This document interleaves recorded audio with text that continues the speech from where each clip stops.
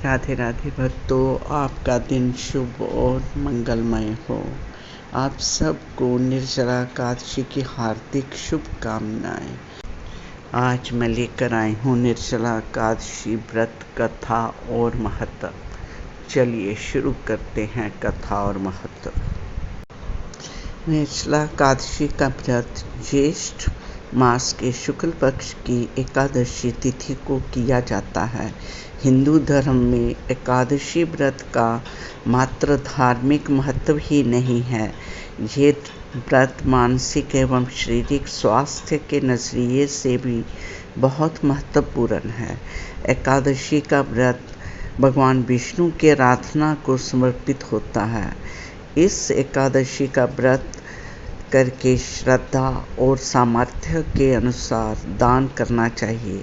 इस दिन विधि पूर्वक जल कलश का दान करने वालों को पूरे साल की एकादशियों का फल मिलता है।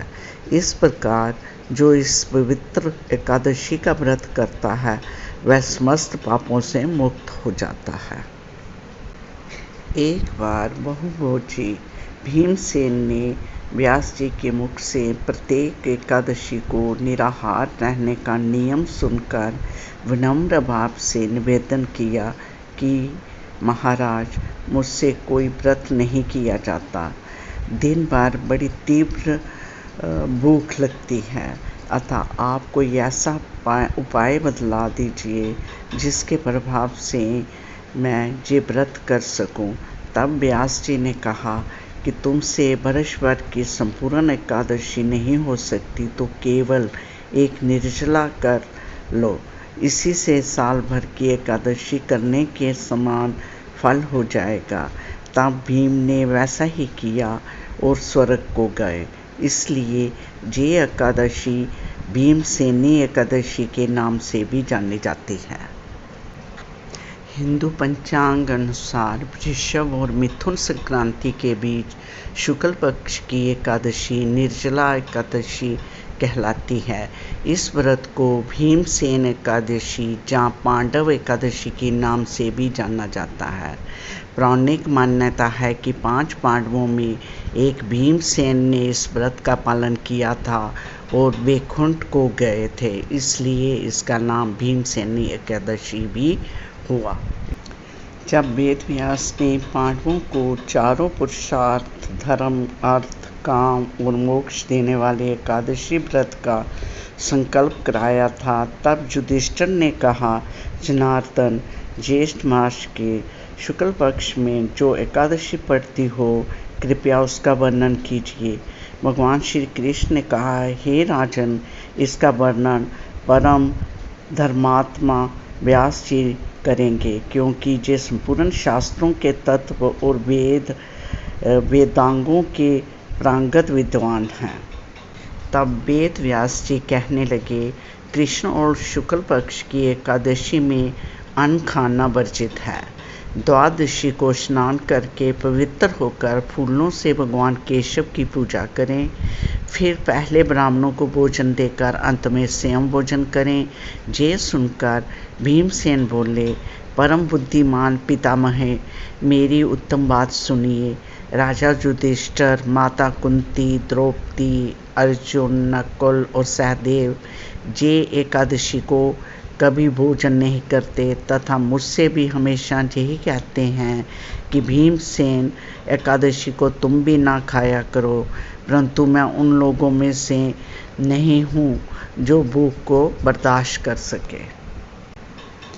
भीमसेन की बात सुनकर व्यास जी ने कहा, यदि तुम नरक को दूषित समझते हो और तुम्हें स्वर्गलोक की प्राप्ति अभीष्ट है, और तो दोनों पक्षों की एकादशियों के दिन भोजन नहीं करना।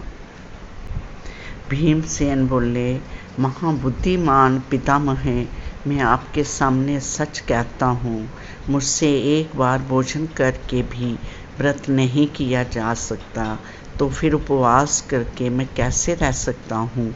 मेरे उदर में विक्र नामक अग्नि सदा प्रज्वलित रहती है, अतः जब मैं बहुत अधिक खाता हूँ तभी ये शांत होती है।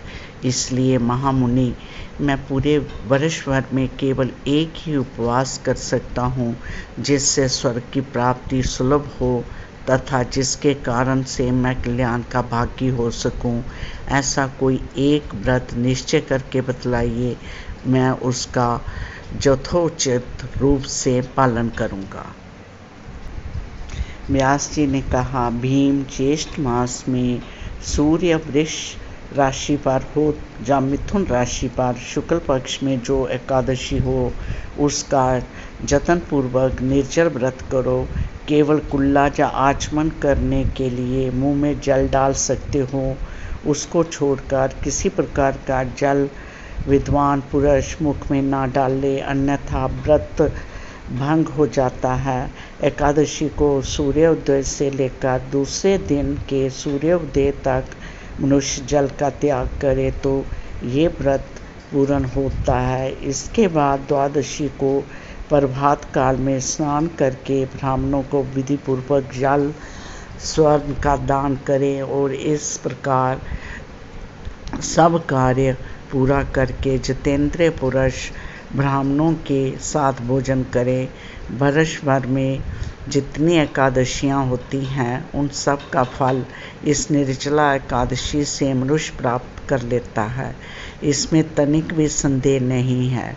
शंख, चक्र और गदा धारण करने वाले भगवान केशव ने मुझसे कहा था कि यदि मानव सबको छोड़कर एकमात्र मेरी शरण में आ जाए और एकादशी को निराहार रहे तो वह सब पापों से छूट जाता है। कुंती नंदन, निर्जला एकादशी के दिन श्रद्धालु स्त्री पुरुषों के लिए जो विशेष दान और कर्तव्य विहित है उन्हें सुनिए।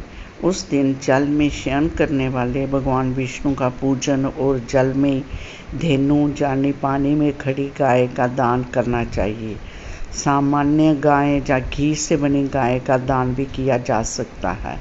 इस दिन दक्षिणा और कई तरह की मिठाइयों से ब्राह्मणों को संतुष्ट करना चाहिए। उनके संतुष्ट होने पर श्री हरि मोक्ष प्रदान करते हैं।